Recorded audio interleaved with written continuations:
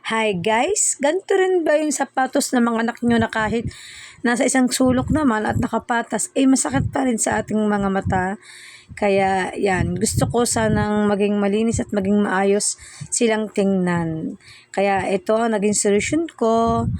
Ayan, umorder ako ng ganito para magmukha naman siyang maayos at malinis tingnan.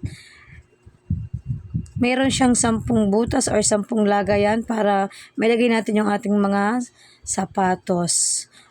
Siguro naman ay magiging maayos na ang sapatos ng aking mga anak dito. Yan, tinesting ko na siya. At ganito nga naman ang naging itsura. Nilagay ko lang siya dun sa hook sa itaas na alam kong matibay at hindi babaksak. At inilagay ko na rin yung mga sapatos ng aking mga anak at ganito nga yung naging itsura, 'di ba? Ang ganda, naging malinis na at hindi na siya nakakalat sa baba.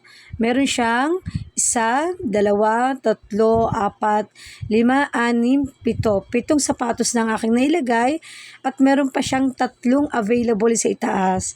Meron pang mga ibang sapatos ang anak ko sa labas ng bahay kaya pwede ko pa silang linisan at ilagay dito. Yan, dyan dati nakalagay yung mga sapatos at talagang ang sakit sa mata at nakakalat.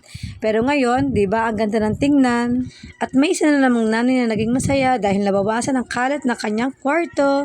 Salamat sa panunood!